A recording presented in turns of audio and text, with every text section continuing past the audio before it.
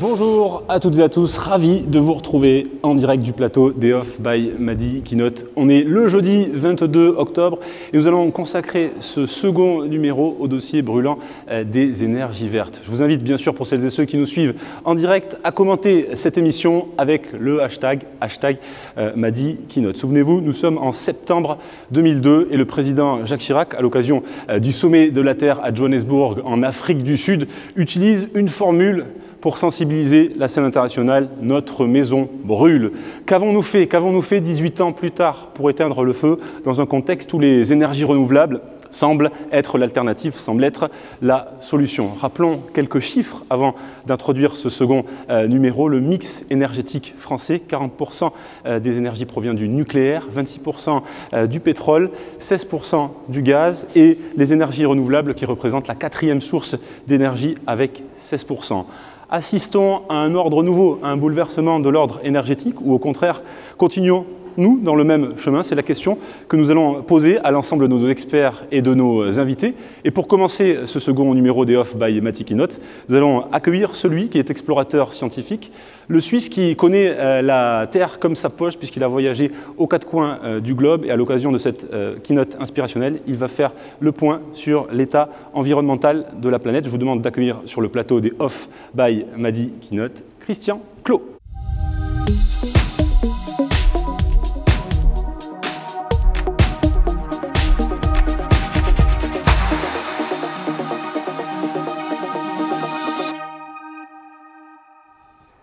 Bonjour, je suis ravi d'être avec vous aujourd'hui. Alors moi, je ne vais pas tellement parler d'énergie verte, je vais plutôt parler de l'état, de la situation actuelle qu'on est en train de vivre, parce que j'ai la chance effectivement de parcourir notre monde depuis à peu près 25 ans maintenant. Ça ne me rajeunit pas, mais tous les points sont des endroits où j'ai travaillé, mené des études, parfois de des expéditions solitaires, le plus souvent en groupe, avec une question, un but, une notion, quelle que soit la typologie des milieux où je travaille, on essaie de comprendre comment l'humain est capable de fonctionner, de travailler dans des milieux complètement nouveaux et de s'adapter au changement. Alors ce changement, il peut être par exemple avec des migrants que j'accompagne pendant toute une traversée pour essayer de comprendre comment ils arrivent à trouver des solutions, à se projeter vers un futur qui va leur donner une possibilité de recréer un monde qu'ils ont perdu jusque-là. C'est évidemment, malheureusement, toutes les conditions extrêmes que le climat nous offre aujourd'hui, les changements climatiques qui sont bien réels quand on est sur le terrain, on les voit, et notamment les ouragans, le tsunami ici en Indonésie en 2004, les changements plus profonds, plus lents, comme la désertification qui est très importante, où les personnes ont perdu la capacité de cultiver, et malheureusement des situations encore différentes comme les guerres, mais dont la plupart sont néanmoins provoquées par le changement climatique. Ce monde qui est le nôtre, il est celui-ci, tel qu'on pouvait le voir dans les années 60. Extraordinaire, merveilleux, cette planète bleue, qui aujourd'hui malheureusement est un peu plus comme ça, avec une quantité de choses qui l'entourent impressionnante et un changement de plus en plus profond. Ce changement, il n'est pas anodin. Durant des siècles, des millénaires même, on a évolué à peu près à la même vitesse. Il y a eu des soubresauts, des guerres, mais à chaque fois on était capable, quand on avait 20 ans ou 10 ans, de savoir à peu près ce qui allait se passer dans les 10, 20 ans suivants, ou en tout cas de revenir à cet état initial qu'on connaissait. Aujourd'hui, on le sait bien, les changements sont devenus exponentiels. On considère dans nos études qu'une personne va vivre en une année ce qu'une personne vivait comme changement en une vie, il y a ne serait-ce que 100 ans. Ça va nous demander tout simplement de reconsidérer notre place, notre manière de fonctionner en tant qu'humain dans ce nouveau territoire qui est le nôtre, ce monde qui ne cesse de changer, avec ces événements dramatiques. On vient d'en subir malheureusement un très fort dans les Alpes-Maritimes et en Italie, mais bien sûr, un changement qui est parfois profond, comme ici ce glacier, qui est très joli, et qui, en moins de 2 ans, a perdu 250 mètres d'altitude et 2 km de longueur, se transformant complètement, devenant un glacier impraticable. Un glacier, vous me direz, c'est loin, on ne le voit pas beaucoup. Mais si on doit aller sur des changements un peu différents, par exemple ici, le Népal, une petite zone de l'extrême ouest où je suis parmi l'un des premiers occidentaux à être arrivé à l'extrême ouest du Népal, où il ne vivait que de feuilles de palmier et d'une vie relativement simple. Et 15 ans plus tard, lorsque j'y suis retourné, il y avait ça. Une quantité de plastique tellement phénoménale que les cultures ne sont plus possibles, tellement les sols sont saturés de plastique. Voilà le changement. La vitesse à laquelle on est en train de découvrir que notre monde, et pas seulement en raison des changements climatiques, est en train de se modifier complètement. On est ici en Patagonie, dans un fjord où on est peut-être une dizaine à avoir eu la chance de le visiter, et au fond, on trouve des barrières de plastique. Cette notion-là, ce changement, qui n'est pas seulement environnemental, mais qui est prégnant dans plusieurs disciplines, pour la première fois de l'histoire de l'humanité, il est de 3 ordres qui se mélangent et qui viennent au même moment. Le climat et l'environnement, bien entendu, l'augmentation des populations, alors certes qu'on est capable de juguler, mais 250 000 personnes par an supplémentaires sur notre planète, et puis bien sûr des liens sociaux qui sont à réfléchir, à redéfinir, qui sont en train de se tendre de plus en plus sur notre planète, on le sait. Les changements technologiques, qui sont le 3e grand changement avec l'environnement et la population.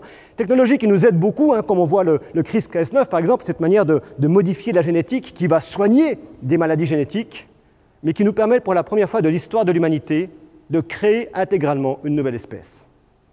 Ces notions, elles ne sont pas anodines. Et la question, ce n'est pas tellement les technologies et leurs merveilleuses possibilités que de savoir ce que nous allons en faire. Une technologie comme la 5G est intéressante pour ça. Certes, elle va permettre de réduire les énergies demandées pour faire fonctionner les antennes et ainsi le système Internet mondial. Mais qu'est-ce qu'elle va nous apporter derrière? Plus de matière, plus de téléphones, des voitures de plus en plus connectées qui vont demander de plus en plus d'énergie, des frigos qui vont demander de l'énergie parce qu'ils vont communiquer aussi, des chaussures qui commencent à communiquer. Vous avez des chaussures qui communiquent avec leur base pour dire ce qu'elles sont en train de faire. C'est quand même extraordinaire. C'est plus moi qui appelle pour dire je suis en train de courir, c'est ma chaussure qui le dit. Mais tout ça, c'est de l'énergie en plus. Et la question, c'est, OK, c'est sans doute nécessaire dans un certain monde, et ces nouvelles manières d'utiliser l'énergie sont peut-être dans certains cas indispensables, mais il va falloir quand même qu'on réfléchisse à notre cerveau, à notre manière en tant qu'humain de faire fonctionner tout ça, et peut-être d'éviter cette image-là, qui est une image virtuelle, mais qui, pour la première fois il y a quelques jours, est devenue réelle, avec la greffe d'une puce dans le cerveau, non plus seulement pour soigner, mais pour augmenter la capacité du cerveau et donc utiliser encore un peu plus d'énergie nécessaire que celle que le corps est capable de fournir. Bref, on voit que les changements sont profonds et les petits événements de ces derniers temps, malheureusement, avec notamment le Covid-19, nous a montré que tout peut basculer très vite et que le changement n'est plus une question de savoir s'il va arriver, il est une question de savoir quand il va arriver et comment nous allons pouvoir nous y adapter et comment nous allons pouvoir, en tant qu'humains, non plus réfléchir à ce qui est en train de nous arriver maintenant, mais bel et bien ce qu'on sera demain. Ce monde de demain, je défie quiconque de me dire ce qu'il sera dans une année. Personne ne le sait. La vraie question à se poser aujourd'hui, c'est ce que nous, on veut en faire, de ce que nous voulons créer, de comment nous voulons le créer, de comment nous voulons développer cet univers qui est le nôtre, qui de plus en plus a tendance à nous faire peur, à un point qu'on se retrouve bloqué par ce monde. Plutôt que de le construire, on se replie sur nous-mêmes. On le voit, la Covid a été l'exemple le plus parfait. Non seulement chaque pays s'est replié sur lui-même, mais on a aussi oublié ce qui était enfin en train d'arriver. Par exemple, les femmes, qui, en France, étaient présentes à 43-44% dans les médias avant la Covid, et qui, pendant la Covid, ont été présentes à 21%. Lorsqu'on leur posait la question à ces personnalités qui intervenaient dans les médias ce que serait le futur, pratiquement aucune femme n'a été interviewée. C'est ça, les effets du changement, lorsqu'il nous arrive de manière trop prégnante et trop rapide. Le repli sur soi-même, qui nous empêche, par les effets tunnels que crée le système de la peur, de considérer les possibilités pour se renfermer sur les impossibilités. Cette peur, évidemment, il faut la paramétrer, il faut la dépasser. Et c'est difficile. C'est difficile parce que quand un changement arrive et quand une nouvelle situation nous arrive, notre premier réflexe, c'est de chercher le panneau indicateur. Qu'est-ce que j'ai qui me permet de retrouver mon chemin pour recréer un monde qui me convient? Mais dans la crise, dans le changement, dans les changements climatiques qu'on est en train de vivre, dans les changements écologiques profonds, la biodiversité qui se transforme et ainsi de suite qui nous arrive, les panneaux indicateurs, ils disparaissent. Ils n'existent plus. Et c'est à nous, et non pas à une quelconque intelligence artificielle ou à une quelconque technologie, c'est à nous, en tant qu'humains, de redéfinir un trajet qui nous paraît convenable, non pas seulement pour nous-mêmes, mais pour l'ensemble de l'humanité. Et quand je parle de l'ensemble de l'humanité, j'inclus évidemment notre planète. Sans elle, on n'est rien. Donc quand on parle de la protection de l'humanité, on parle d'abord et avant tout de la protection de la planète et de la biodiversité. Mais comment créer ce chemin? Et c'est quelque chose qui demande un courage énorme. Un courage profond, parce que ça ne va pas être facile. Parce que ça va demander d'accepter un certain nombre de conditions, et notamment des changements qui ne sont plus simplement de quelques éléments de nos vies, mais de structures profondes de notre rapport à la vie et à l'autre. Et cette notion-là, forcément, elle est compliquée. Parce que tout ce dont on parle ici, ce n'est pas vraiment nouveau. Et vous savez ce qui va se passer? Eh bien, nous allons bientôt manquer de l'eau. Et c'est pourquoi je bois devant vous un verre d'eau précieuse, puisque avant la fin du siècle, si nous continuons un tel débordement, elle manquera. Je fais tout mon jardin sans produits chimiques aucun. D'ailleurs, le jour, je me rappelle, j'en foutais partout avec partout les pucerons. Enfin, j'arrêtais pas de mettre des granulés, des horreurs. Le jour où j'ai arrêté ça, il y avait déjà beaucoup moins de pucerons et ça s'est calmé. Je ne soignais plus rien, les plantes n'étaient plus malades, elles allaient déjà mieux, les plantes. Elles respiraient. Vous savez, c'est comme nous, si vous avez des pucerons, j'en ai plein la figure du machin, vous allez vous trouver pas bien, les plantes, pareil. Ça allait déjà beaucoup mieux de ne rien mettre, déjà. Oui, 74, on n'a pas attendu Jacques Chirac pour la Terre brûle. On avait déjà les alertes en 74, on avait Jean Dorst qui en 65 disait déjà « avant que nature meure », en parlant de la forêt tropicale. Mais on peut remonter encore plus loin. Par exemple, à Bartholomé de las Casas, qui lors de la controverse de Valladolid, va déclarer de manière très claire que si nous ne considérons pas l'ensemble des humains comme des égaux, nous ne pourrons pas construire un futur possible. Le baron von Humboldt, qui en 1850 écrit son livre sur la forêt tropicale et qui dit déjà « nous sommes en train de détruire notre forêt tropicale, si nous continuons ainsi, elle va disparaître dans les années à venir ». Tout ça n'est donc pas nouveau. Et pourtant, on le voit, on a une inertie profonde face à ces situations. Alors, certaines personnes disent que c'est parce que notre cerveau, construit pour fonctionner dans l'immédiateté de la chasse des chasseurs-cueilleurs de l'époque, ne pourrait pas vraiment comprendre le futur, et donc ne pourrait pas construire un futur possible. En fait, nous ne sommes peut-être que des humains. La question n'est pas de savoir si on va mettre le blâme sur l'humain ou si l'humain est capable de fonctionner, mais bel et bien de se dire que nous, les humains, aujourd'hui, au-delà de toute fonctionnalité technologique, nous avons la première des responsabilités, celle de faire des choix, de prendre des décisions qui vont nous permettre de savoir comment nous allons utiliser ces extraordinaires technologies, ces nouvelles énergies que nous sommes en train de créer, pour qu'elles puissent être utiles, évidemment, au développement de l'ensemble de la société, et pas de seulement quelques personnes, mais aussi d'une réduction réelle de notre impact sur la nature.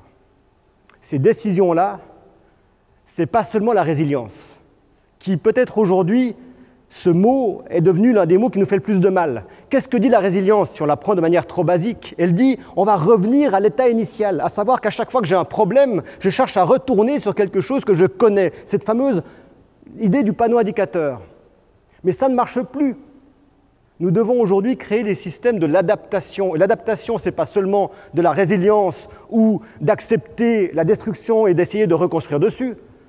C'est de savoir créer quelque chose qui va modifier des comportements par une anticipation et des actions concrètes qui vont permettre le travail sur le futur. Et ça, c'est le rôle de l'humain. C'est le nôtre. Pas seulement des gouvernements, des responsables d'entreprises, mais de chaque personne qui participe aujourd'hui à l'ensemble de notre société. Et notre rôle à nous, à chacune et chacun d'entre nous, c'est de créer cette capacité-là avec cet outil extraordinaire qui n'est pas de la nouvelle technologie ni de la nouvelle énergie, mais qui est la plus belle idée, le plus beau système qui existe, le cerveau humain. C'est ça un cerveau humain. Ce truc de plein de carrés, de ronds, bah oui, un cerveau c'est plein d'informations, plein de notions, plein de données. Et soudainement un jour on se retrouve face à une situation qu'on ne connaît pas. Un rond blanc, ou un carré, ou un rectangle, la question n'est pas là. Bref, quelque chose qu'on n'a jamais vu. Et là, plutôt que de savoir comment on va faire, puisqu'on ne connaît pas cette situation, on va aller recréer, en allant chercher dans notre cerveau des informations qui vont permettre de reconstituer une forme suffisamment précise pour remplir la demande qui nous est faite. Imaginez maintenant que vous avez ce même rond, ce même cerveau, mais avec une seule connaissance. Un seul carré, un seul rond, un seul rectangle. Vous ne pourrez jamais reconstruire une nouvelle forme. C'est donc par la diversité d'informations, de connaissances, de compétences, qu'on va réussir à créer dans le cerveau suffisamment de capacités à faire face à des situations de nouveauté et donc à ce fameux climat qui est en train de changer, cet environnement qui est en train de se dégrader et face auquel on va devoir transformer nos fonctionnements. Et si on admet que la diversité cognitive est nécessaire, et croyez-moi, on le voit tous les jours dans nos études, on doit admettre une autre chose qui va avec, de manière évidente, c'est que c'est la diversité qui permet de créer un futur possible. Parce que face à une nouvelle situation, si nous pensons tous de la même manière, et que cette manière n'est pas fonctionnelle dans la situation, il n'y a aucune chance que ça fonctionne. Cette diversité-là, c'est notre force la plus grande pour imaginer un futur possible. Et ça veut dire deux choses, ou trois peut-être. La première, elle est claire, elle est simple. C'est qu'à chaque fois qu'on rejette un migrant à la mer, on hypothèque une petite chance pour notre futur. À chaque fois que quelqu'un considère, et malheureusement c'est vrai, de 49% des hommes sur la planète, que les femmes n'ont pas la même capacité que les hommes, on hypothèque une partie des chances pour le futur. À chaque fois que l'on considère que quelqu'un n'est pas assez important pour moi, pour travailler avec, on hypothèque une chance pour notre futur. C'est cette diversité-là qui va permettre ensemble de construire quelque chose de possible. Et donc, par conséquent, il va falloir que cette diversité soit créée. Il n'y a qu'une seule chose qui la crée, il faut être très clair là-dessus, une seule et unique, c'est l'éducation. L'éducation qu'on reçoit, l'éducation qu'on offre, et quand on prend le temps de l'éducation, toutes les possibilités sont là. Pour éduquer, il faut comprendre. Alors nous, c'est ce qu'on fait avec les instituts de recherche Human Adaptation, c'est ce que tout le monde fait en faisant des études. Mais une fois qu'on a compris, il faut essayer d'aller se mettre en situation réelle. Alors c'est pour ça qu'on va par exemple partir dans quelques jours, dans une grotte pour essayer de voir comment on fonctionne quand on a perdu toute notion du temps, pour essayer de comprendre le temps. Et puis on va aller beaucoup plus loin. On va essayer de questionner une chose très simple, qui est évidente. C'est que puisqu'il faut de la diversité, puisqu'il faut des émotions pour créer cette diversité, puisqu'il faut que l'éducation soit forte, il faut qu'il y ait de la beauté. Parce que cette envie du futur qu'on doit avoir, enfin que j'espère que vous avez toutes et tous, elle pose une simple question. Vers quoi est-ce que vous voulez aller demain ? Vers un monde de destruction, d'impossibilité, où tout paraît impossible et où, dans 2 ans, tout est fini ? Ou vers un monde de beauté, d'envie, d'amour, un monde dans lequel vous pensez qu'il est à construire quelque chose de merveilleux et qui vous donnera envie, tous les jours, d'ouvrir votre porte et de regarder dehors et de trouver le monde beau, et de trouver les gens beaux et d'avoir envie de construire avec eux. Cette capacité à l'émerveillement, qui est la première des émotions qu'on peut vivre, elle est celle qui nous permettra potentiellement de continuer d'explorer demain. Je vous remercie de m'avoir écouté.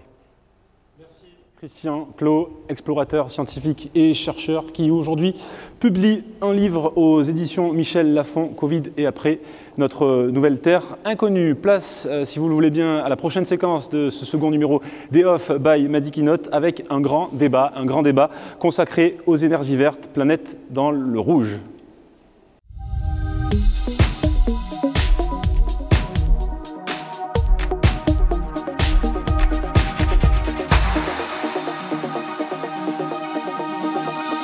Bonjour à tous les trois, bonjour à Xavier Passemard, directeur biométhane chez GRDF. Bonjour, Anna Créti, professeure à l'Université Paris-Dauphine et directrice de la chaire économie et climat dans cette même université. Bonjour, Sandra Rey, fondatrice de la start-up Glowy, spécialisée dans la bioluminescence. On a vu le constat, effectivement, de Christian Clot. On a dressé les enjeux autour des chiffres du mix énergétique français, parlant des plans ambitieux français, puisque la France avait un petit peu devancé les plans européens, 23% à l'horizon 2020 de production d'énergie renouvelable, quand les textes européens avaient prévu 20%, et on se remarque que les énergies renouvelables dans le mix énergétique français ne représentent que 16%. Pouvez-vous nous expliquer ce retard? Quelles en sont les raisons, mon cher Xavier?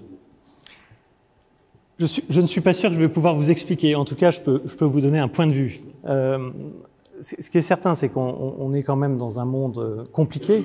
Christian Clot l'a bien mentionné, un monde imprévisible.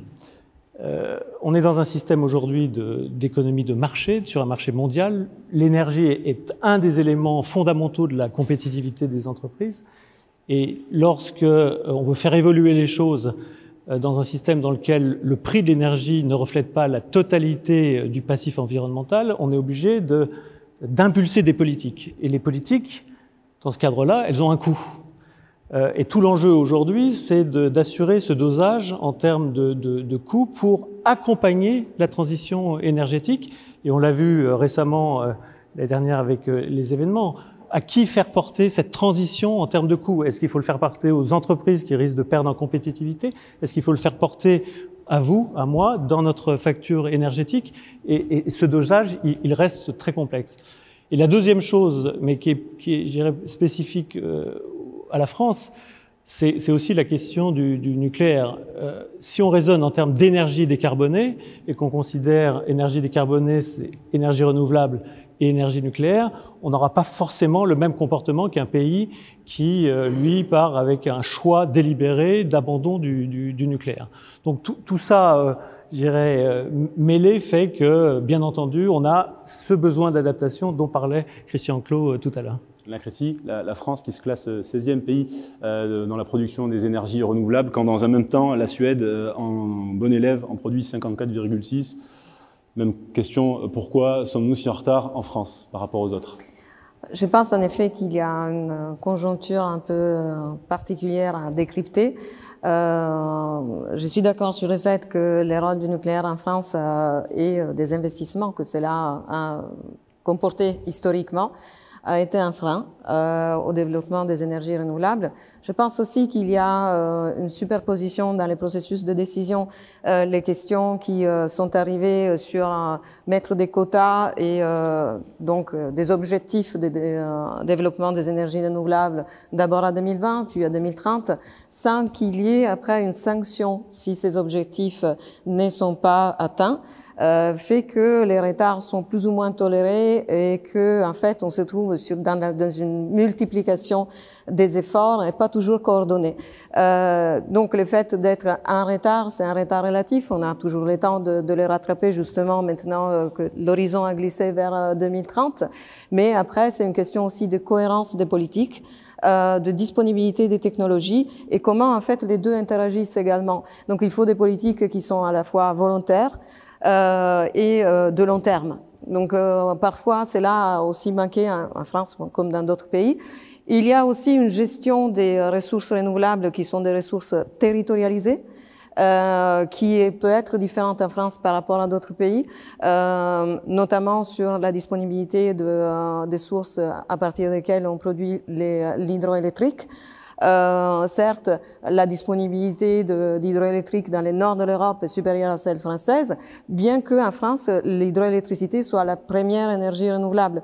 Donc, les énergies renouvelables comportent aussi une composante territoriale forte, et c'est une dimension qui, dans le monde centralisé de l'énergie, est nouvelle. Donc, cela explique aussi une partie des retards. On va y revenir d'ailleurs sur la cohérence des politiques et sur la définition des priorités. Mais avant cela, Sandra, votre point de vue également sur ce constat énergétique. Moi, j'aborderai la question en me disant que j'ai l'impression qu'on a tendance souvent à essayer de chercher des énergies un peu radicales, un peu miracles, qui vont résoudre tous nos problèmes. Alors que je pense que quand on parle d'énergie, comme dans plein d'autres domaines, il faut essayer de réfléchir vraiment à ce panel d'énergie. Chaque énergie va avoir un intérêt précis dans un contexte. Et si on prend l'exemple à l'intérieur du renouvelable des panneaux solaires, il y a des endroits, des panneaux solaires, ça va être extrêmement pertinent. Il y a d'autres endroits, ça va être beaucoup moins pertinent. Et du coup, je trouve que souvent, on a tendance à un peu chercher la solution miracle et à tout de suite vouloir la généraliser. Là où finalement, la solution, c'est peut-être plutôt de se dire, de regarder vraiment de manière plus micro, même si forcément, ça complexifie. Et là, l'approche territoriale, elle est d'autant plus poussée. Mais de regarder avec un enjeu vraiment micro dans ce contexte-là, quelle est l'énergie qui serait à privilégier, ça me paraît être une piste qui est intéressante et qu'on a souvent du mal à pousser parce que forcément, quand on essaie de trouver une solution, on veut qu'elle se massifie le plus possible sans forcément se poser la question de si cette solution, c'est la bonne solution finalement partout. Les grappes d'innovation sont-elles solutions? On y reviendra également. Avant cela, on va parler de votre start-up, le GOWI. Vous êtes la fondatrice de la start-up GLOWI, spécialisée dans la bioluminescence. Pour celles et ceux qui nous suivent et qui ignorent ce qu'est la bioluminescence, je vous invite déjà à nous présenter votre solution. Alors, la bioluminescence, c'est la capacité qu'ont beaucoup d'organismes vivants à produire de la lumière, donc de manière biologique. Sur Terre, ça va être les lucioles ou les verbisants, et dans la mer, ça va être plus de 80% des animaux connus. Donc c'est un phénomène qui est commun en fait dans un endroit comme les océans. Et ce qui va être intéressant, c'est que on va pouvoir aujourd'hui, grâce à des outils en fait de biotechnologie, imiter en fait cette production de lumière naturelle grâce à des réactions biochimiques et grâce à l'utilisation de vivants, et notamment à l'échelle de micro-organismes, de bactéries, pour pouvoir non seulement avoir une lumière qui est produite de manière biologique, mais aussi avoir des matières premières qui sont biosourcées et biodégradables. Et donc là, on va regarder pas seulement en termes de consommation énergétique sur l'objet, mais plus sur tout son cycle de vie et comment est-ce qu'on évite la consommation de ressources naturelles, l'émission de pollution lumineuse et l'émission de déchets, notamment, qui ne sont pas forcément recyclables. Alors, vous avez levé 5 millions d'euros, vous avez une dizaine de collaborateurs. Votre principal poste de dépense, c'est la R&D, parce que vous êtes déjà en train de déployer votre service avec l'appel d'offres que vous avez remporté avec la mairie de Rambouillet. Parlez-nous un petit peu de cette solution que vous proposez via votre start-up, le GLOWI.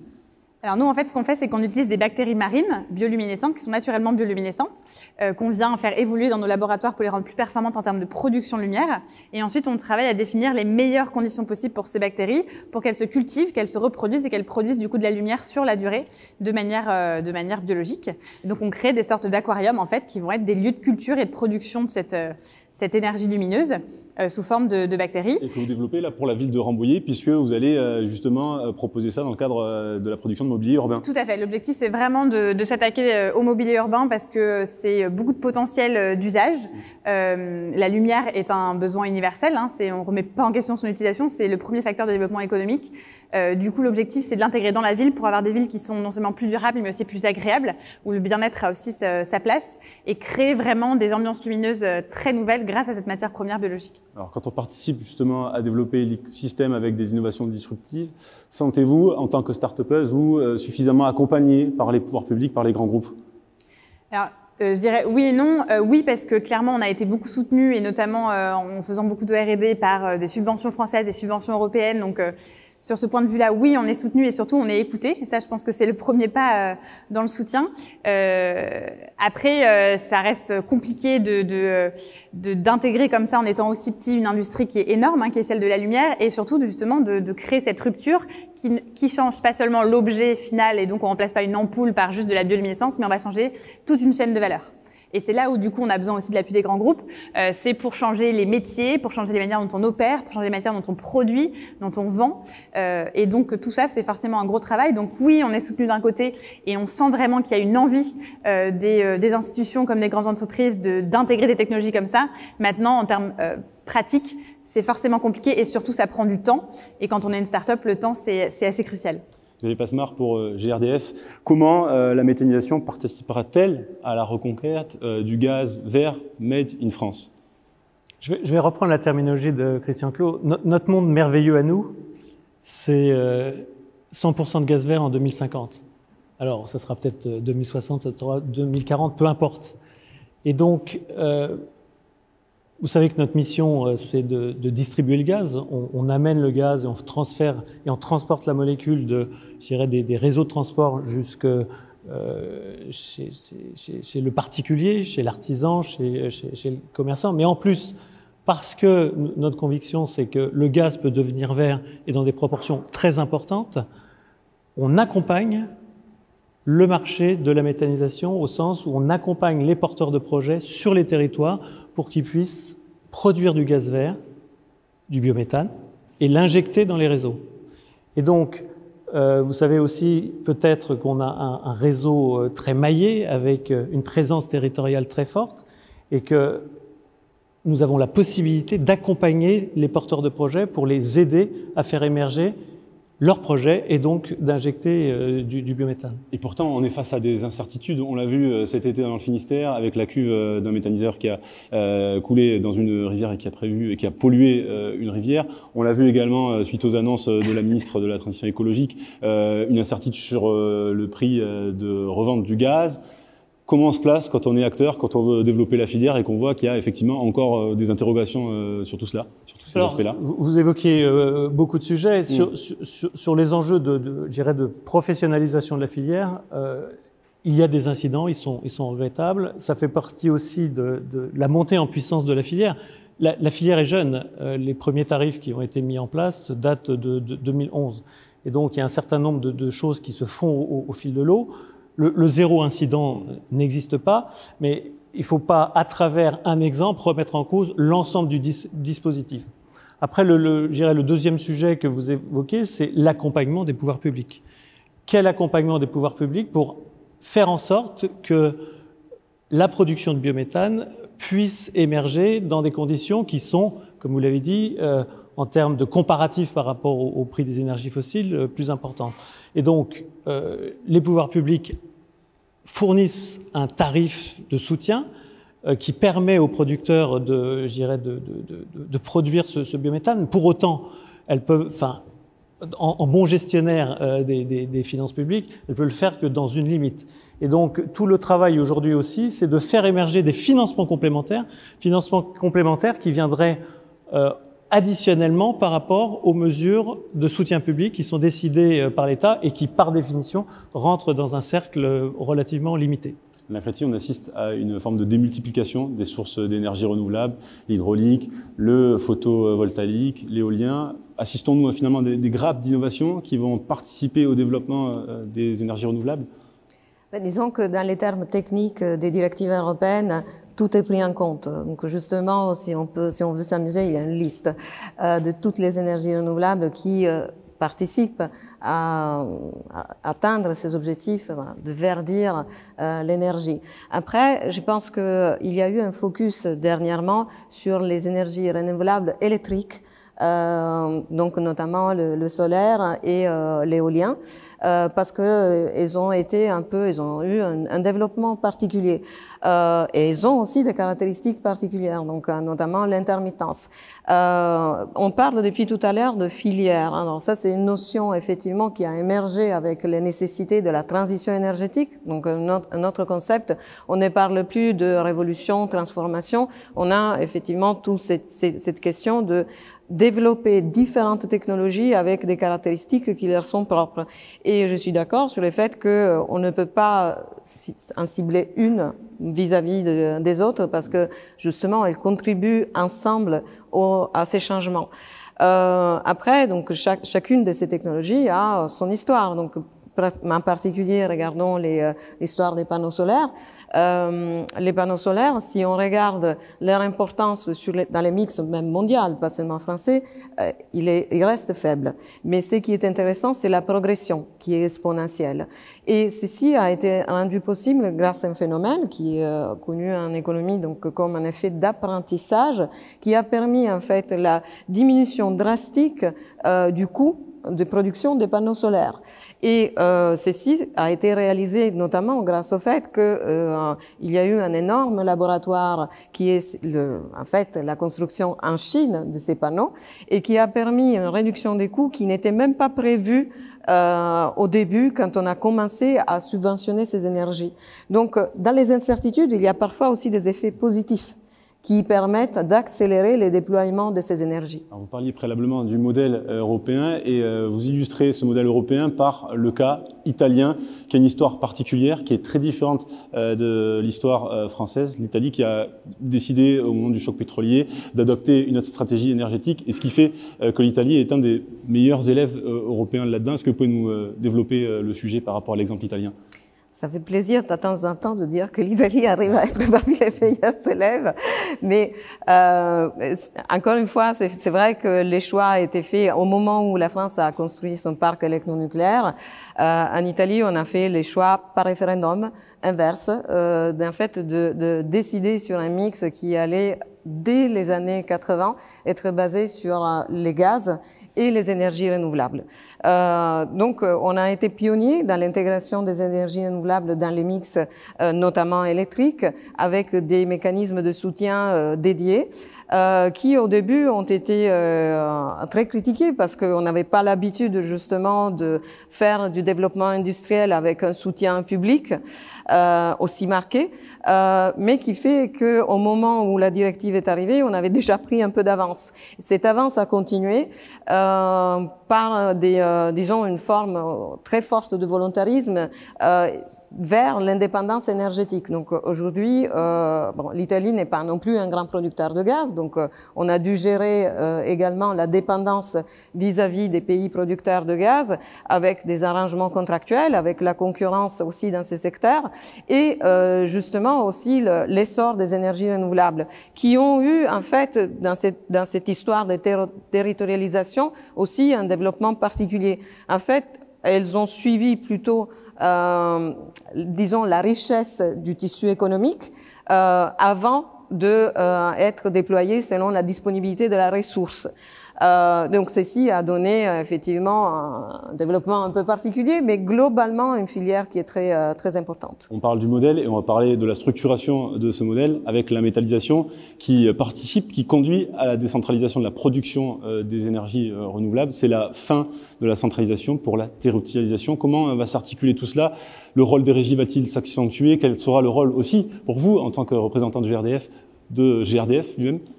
Xavier? Alors on assiste, comme l'a souligné Anna Créti, on assiste à une révolution du point de vue énergétique avec un mouvement de décentralisation très fort. Qui aurait pu imaginer, il y a encore quelques années, qu'une partie significative de la production d'énergie puisse maintenant se placer sur les territoires? C'est-à-dire que les acteurs du territoire, aujourd'hui, ont la possibilité de produire de l'énergie à partir d'une ressource, alors en l'occurrence pour la méthanisation à partir de la biomasse, une ressource locale. Et on va le voir tout à l'heure avec les agriculteurs. Et avec des retours qui se font sur le territoire. Donc oui, et je pense qu'on n'en est qu'au début, le mouvement de fond sur l'énergie, c'est cette décentralisation, et je dirais même cette territorialisation.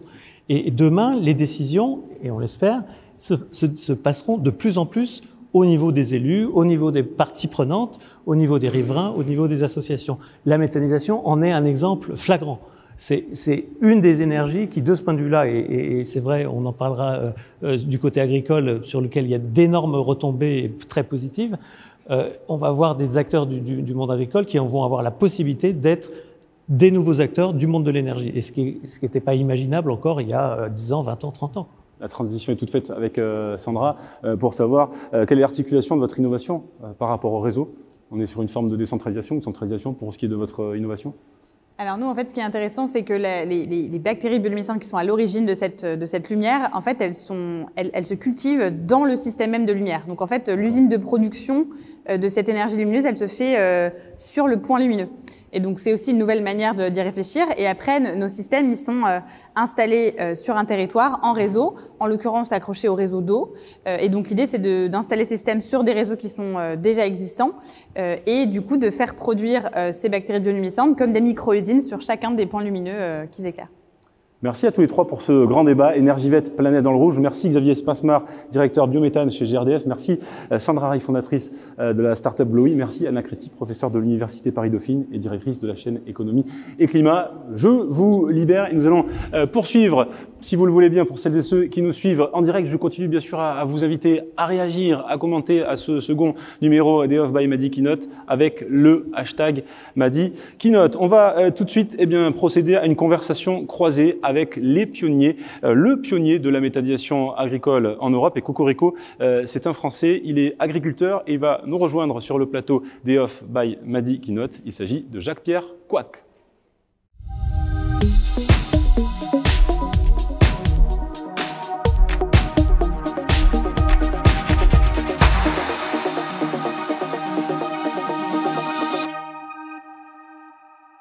Pierre Coac, immense plaisir de vous avoir parmi nous. On va revenir sur l'innovation qui a conduit à effectivement développer la filière de la méthanisation agricole, puisque vous faites partie des pionniers. Vous avez 44 ans, vous êtes agriculteur en Seine-et-Marne, à Chaumes-en-Brie, et depuis 2001, vous êtes avec votre frère Moritz à la tête d'une exploitation familiale. C'est la 3e génération qui se succède. Et depuis 2001 et jusqu'à 2013, vous êtes concentré sur votre savoir-faire premier, celui de cultiver et celui d'élever. Exact.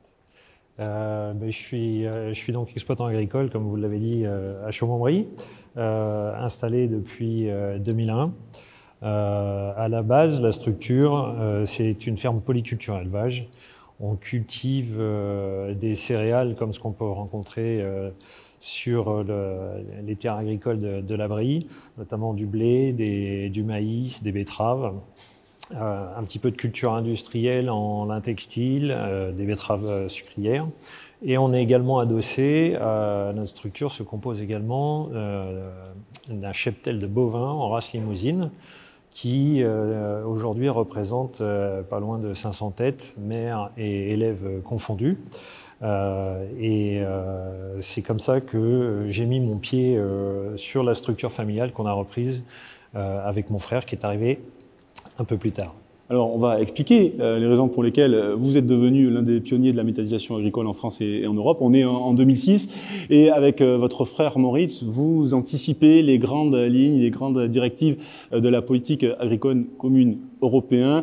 Vous pensez justement que les grandes lignes s'orienteront vers le tri, vers le recyclage et des déchets. Et à ce propos, lors d'un salon en Allemagne, au salon de Francfort, vous faites la découverte, celle qui va vous donner l'idée dans un salon à Francfort.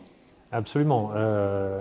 Notre histoire, c'est la suivante, c'est que en 2006, donc, je suis invité à ce fameux salon en Allemagne et on me dit viens avec nous, on va visiter une unité de méthanisation. Et la méthanisation, je ne savais absolument pas ce que c'était. Et je me retrouve donc là-bas et c'était le début d'une montée en puissance des installations de méthanisation là-bas. Et sortant de là, de ces visites, on découvre qu'on peut y mettre des effluents d'élevage en termes de matière organique, on peut y mettre des cultures de biomasse et on peut également trier du déchet. Là se passe le process de la méthanisation. Ça n'a rien d'exceptionnel. La méthanisation, c'est ce qu'on trouve dans la nature, des gaz de marais. Et nous, l'image qu'on a et pourquoi est-ce qu'on trouve que la méthanisation nous correspond, c'est qu'on dit que la méthanisation, c'est une grosse panse de vache dans laquelle il y a une digestion qui s'opère. Et cette digestion fabrique du biogaz et qui est composé de méthane. C'est une technique qui n'est pas nouvelle, vous pouvez te réapproprier la technique pour l'adapter à votre activité. Exactement. Et donc, ce méthane, c'est des kilocalories, c'est de l'énergie qui est disponible. L'usage que l'on en fait de ce biogaz à l'origine, c'est on le met dans un moteur, comme un moteur thermique qui roulerait à l'essence ou au diesel. Là, il fonctionne avec ce biogaz. Il est couplé à une génératrice et il fabrique de l'électricité. C'est le modèle qui est actuellement le plus utilisé en Allemagne et également le plus utilisé pour l'instant sur le territoire français. Mais les modèles que nous, on a dessinés et qu'on a élaborés jusque-là, avait un problème de rentabilité économique. Oui, parce que si on repart sur votre histoire, entre 2006 et 2008, vous vous apercevez qu'en Allemagne, la méthanisation produit de l'électricité. Vous vous rendez compte que ce modèle économique-là, il est absolument pas rentable. Et c'est lors d'un déplacement en Autriche que là, vous faites une découverte. Exactement. Donc ces modèles économiques qu'on a modélisés butaient à chaque fois en termes de rentabilité. Et on trouvait ce système tellement séduisant parce que les bénéfices de la méthanisation sont multiples pour nous, agriculteurs. Et à force de visiter à travers le territoire européen, on arrive en Autriche. Et en Autriche, on voit un méthaniseur qui produit de l'électricité d'un côté et qui, de l'autre côté, a une installation de GNV carburant, mais de ce gaz produit du méthaniseur. Et de là, on commence à gratter cette idée-là et on se rend compte que ce gaz, une fois qu'il est nettoyé, correspond à du gaz naturel. Et à partir de là, on s'est dit, bingo, en France, on produit de l'électricité, on en exporte, et c'est l'électricité la moins chère qui est produite en Europe, grâce au nucléaire. Et par contre, on importe tout notre gaz.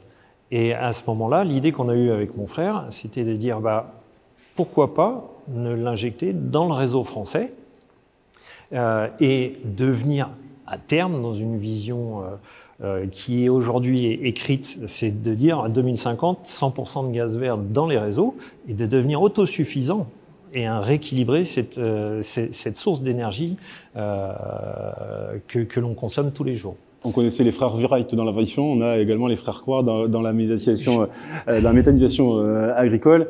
Et à cette époque-là, l'histoire, elle n'est pas si simple que ça, parce que vous avez cette idée-là, encore faut-il la déployer, encore faut-il la développer. Vous allez solliciter forcément le marché, vous allez solliciter les grands groupes. Tout le monde vous prend, y compris vos confrères agriculteurs, ils vous prennent radicalement pour des fous. N'y allez pas, c'est pas votre domaine de prédilection. Exactement. Si on revient dans le contexte de 2006-2010, l'injection de gaz dans le réseau n'existait pas. Et là, vous arrivez, vous avez cette idée, vous êtes tout seul, et vous dites, j'ai une idée que je pense être la bonne. Et là, c'est le néant. Il faut sortir de ses bottes et puis battre le terroir urbain, s'épauler d'hommes politiques qui sont à même d'entendre vos idées. Parce qu'à ce moment-là, en Allemagne, vous allez voir les producteurs de méthaniseurs qui n'y connaissaient absolument rien en production de gaz. C'est cela aussi. L'injection n'existait pas. Et donc, par contre, on avait une technologie en France qui existait concernant le nettoyage de ce gaz. C'est ce qui nous a mis la puce à l'oreille également à ce moment-là. À partir de là, on s'est dit, l'idée, on sait le faire techniquement, et après, il faut que, administrativement parlant, tout le Lego et le plan du Lego soit présent. De là, il faut convaincre les gens pour créer des arrêtés, obtenir le droit à l'injection dans le réseau, parce que c'est quelque chose qui n'existait pas. À l'époque, on disait même que le biogaz pouvait contaminer le réseau. Aujourd'hui, pour GRDF, ça a été une révolution parce que elle recevait du gaz de l'étranger pour le diffuser dans le territoire français. Mais les tout débuts du gaz en France, c'était on a du gaz dans nos sous-sols et on le distribue. Et là, on redemandait à GRDF quelque chose qu'il pratiquait à l'époque, mais qui était totalement inconnu ou qui ne se pratiquait plus il y a 10 ans. Donc à partir de là, quand on change le scénario, les briques ne correspondent pas et il a fallu recréer et réinventer cette partie-là. Et aujourd'hui, c'est plutôt GRDF qui dit on a intérêt à aller vers ça puisque on va faire une énergie verte et on va s'autosuffire en termes de gaz. Tout s'accélère entre 2010 et 2013 pour effectivement voir tout le parcours et tout le chemin parcouru entre 2010 et 2013. C'est ça. Et donc, comme les textes n'existaient pas et la pratique n'existait pas, il a fallu batailler sur différents ponts. Et en parallèle, comme ce qui était évoqué tout à l'heure, on a même installé sur notre exploitation agricole des panneaux photovoltaïques. Ces panneaux photovoltaïques produisent aujourd'hui des besoins qui correspondent pour 70 foyers. C'est plus de 3 fois ce que l'on utilise sur notre structure. Donc on est aujourd'hui excédentaire en termes de production d'énergie. Et ça a été notre porte d'entrée parce qu'à l'époque, il était question des régionales et c'était Jean-Louis Borloo avec le Grenelle de l'environnement qui est venu inaugurer notre centrale. Et ça a été pour nous un moyen de lui faire un petit dossier et de dire voilà, le photovoltaïque, c'est une énergie pour demain, mais on a une idée qui n'est pas pratiquée aujourd'hui, c'est celle de remettre du gaz vert dans le réseau. Et là, ce monsieur, pour nous, c'était assez impressionnant de voir un ministre débouler chez nous, et il a dit votre idée, j'y crois. Et on n'a pas eu de retour pendant 6 mois, mais au bout de 6 mois, passe à l'Assemblée un acheteur de dernière cour de ce gaz vert et le droit d'injecter du biométhane dans le réseau. Et là, ça a été la porte ouverte à l'injection et le début de cette histoire. Première injection en 2013. Alors, ma dernière question, elle est toute simple. Vous avez diversifié vos revenus. Combien représente d'ailleurs la part de la production de biométhane dans Aujourd'hui, à l'époque, 50% du chiffre d'affaires provenait de l'élevage, les autres 50% provenaient de la culture. Et j'ai envie de dire qu'aujourd'hui, le gaz vert s'approche quasiment des 50% de l'ensemble de la structure agricole, ce qui est non négligeable. Et les bénéfices sont vraiment multiples au niveau de cette injection du gaz vert. On parlait tout à l'heure de résilience et la résultante de la méthanisation aujourd'hui nous sert également, après digestion de la matière, d'engrais pour nos champs.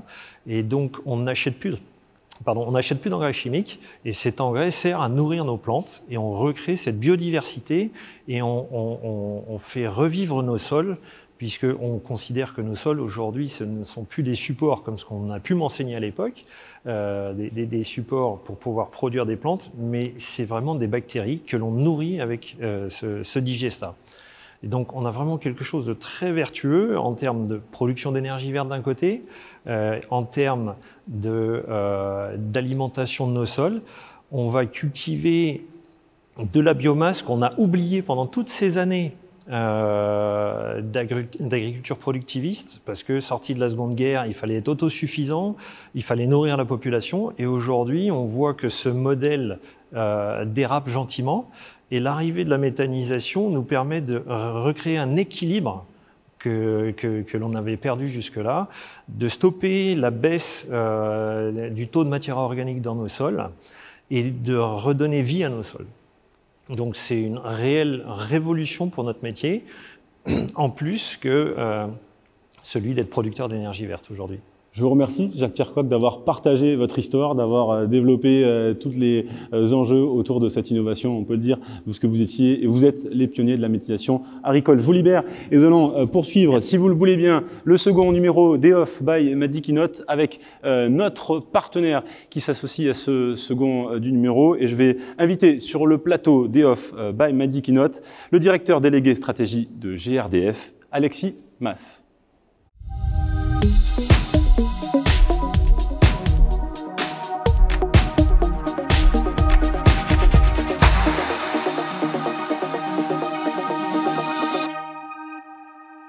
Alexis, bonjour. Immense plaisir de vous retrouver. Immense merci d'être associé à ce second numéro d'EOF by Mady Keynote. GRDF a lancé un appel à projet. C'était en mai 2020. Quelles sont les raisons pour lesquelles vous avez souhaité challenger l'écosystème des startups?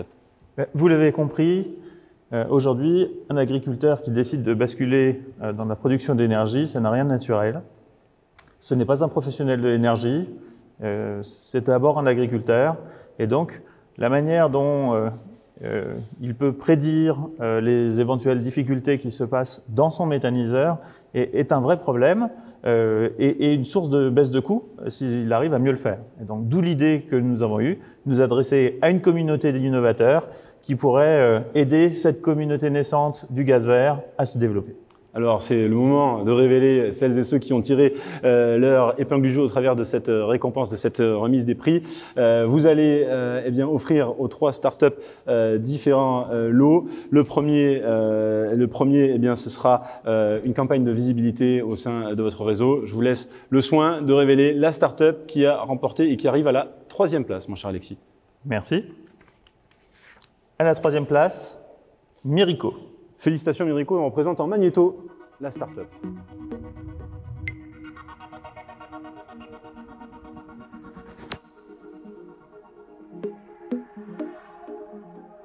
Mirico offre une nouvelle solution à la détection de gaz ainsi qu'à la quantification et la géolocalisation des émissions. Notre approche du problème nous permet de quantifier la présence de méthane à l'échelle d'un site industriel en temps réel et de manière continue, et ceci en toutes conditions météorologiques. C'est cette approche que l'on souhaite déployer en partenariat avec GRDF.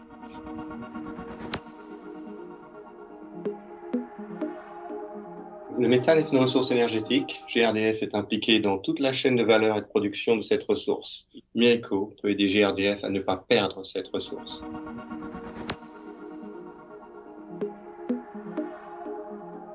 Nous voulons prendre cette opportunité pour déployer nos systèmes sur un site industriel réel et démontrer la qualité et la pertinence de notre solution.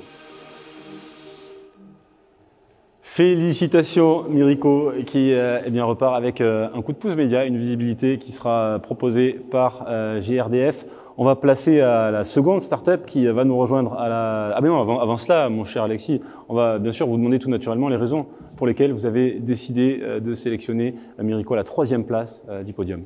Alors, pour Mirico, ce qui comptait pour nous aussi, c'était de montrer qu'on était prêt à suivre et soutenir des projets un peu early stage. C'est le cas avec Mirico. Il y a une idée qui nous plaît, elle mérite d'être développée et donc on voulait donner un petit coup de pouce à cette idée qui est encore naissante pour lui permettre de se développer. La seconde start-up bénéficiera d'un accompagnement de 15 000 € auprès de GRDF et de ses partenaires et là aussi d'une campagne média offerte par GRDF. Je vous laisse le soin de révéler celle qui arrive à la 2e place du podium. Alors, à la 2e place, EcoAdapt. Et on présente en image EcoAdapt.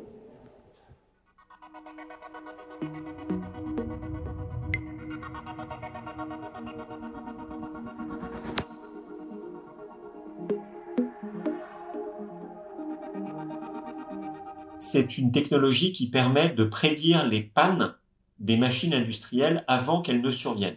Nous le faisons de manière extrêmement innovante en analysant le signal électrique des machines avec des algorithmes de traitement de signal et d'intelligence artificielle en vue d'extraire des signatures qui pourraient caractériser le début d'une panne.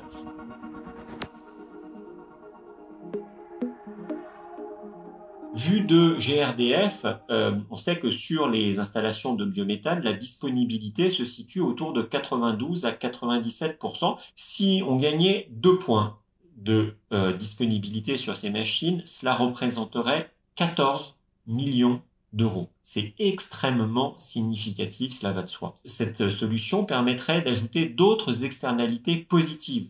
Moins de rebut, moins de machines que l'on jette, et donc moins de pollution.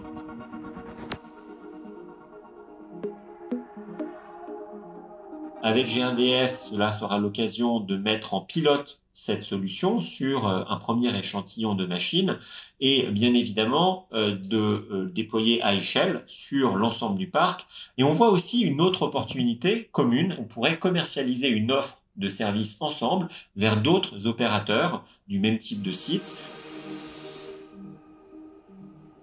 On le voit, Alexis, les startups qui bouillonnent d'idées avec des innovations disruptives. Félicitations EcoAdapt. Quelles sont les raisons aussi pour lesquelles vous avez décidé de faire EcoAdapt la seconde startup de cet appel à projet?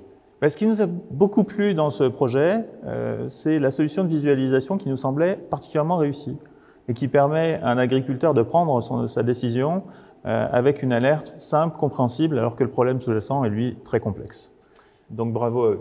Mon cher Alexis, c'est le moment de révéler le lauréat de cet appel à projet. Vous avez la lourde tâche de dévoiler la start-up qui a remporté ce prix avec un accompagnement de 40 000 € offert par GRDF, ses partenaires et une campagne média qui sera également proposée par notre partenaire. Je vous laisse le soin de nous donner le grand gagnant, Alexis. Et donc le grand gagnant est Wavely. Présentation d'image de Wavely.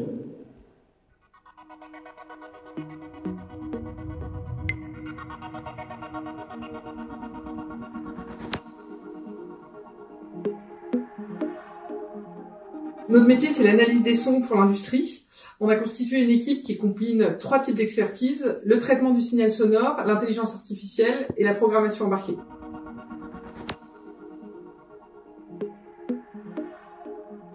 Chez Wavely, on a détecté une solution de fuite de gaz par l'acoustique.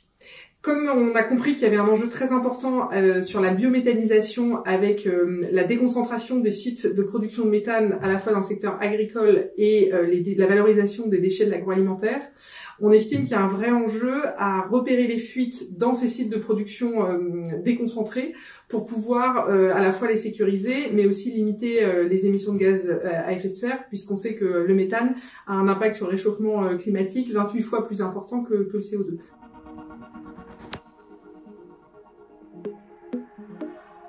Travailler avec GRDF serait vraiment une très belle opportunité pour Wavy. Au-delà de ça, travailler sur la biométhanisation, qui est quand même un vrai enjeu en matière de développement durable, motive énormément l'équipe, et contribuer à la lutte contre le réchauffement climatique serait vraiment un chouette projet. Toutes nos félicitations aux grands lauréats de cet appel à projet présenté et proposé par GRDF. Même question, pourquoi Wavely et pas les autres, Alexis? Wavely nous en a mis plein les yeux, nous a fait rêver. Il y a une solution qui est mature, qui a déjà été déployée dans d'autres secteurs connexes. On a vraiment l'impression qu'on a une solution qui est prête à être déployée, on y croit. Alexis, GRDF ne s'arrête pas là. Il y avait cet appel à projet, mais il y en aura d'autres. Quels sont les prochains appels à projet? Alors on lance cette semaine un appel à projet sur une autre technique de gazéification que la méthanisation, qui est la méthanation, qui permet de recomposer de l'hydrogène, du gaz carbonique pour faire un autre gaz vert, enfin du méthane vert, mais d'une autre façon. On en lance dans le mois prochain un autre sur une autre technique qui est la pyrogazéification. Et puis d'ici la fin de l'année, nous lançons un troisième appel à projet sur l'évacuation des produits de combustion. Vous retrouverez l'ensemble de ces informations sur notre page innovation.grdf.fr, comme les 3 lauréats que je félicite encore. Merci Alexis, merci à notre partenaire GRDF. C'est ainsi que se conclut ce deuxième numéro des Off by McNeilly. Merci à tous et à toutes de nous avoir suivis en direct. Je salue celles et ceux qui visionneront cette émission dans les prochaines semaines ou dans les prochains mois. Quant à moi, je vous donne rendez-vous pour un prochain numéro des Off by McNeilly. Excellente journée à toutes et à tous et à bientôt.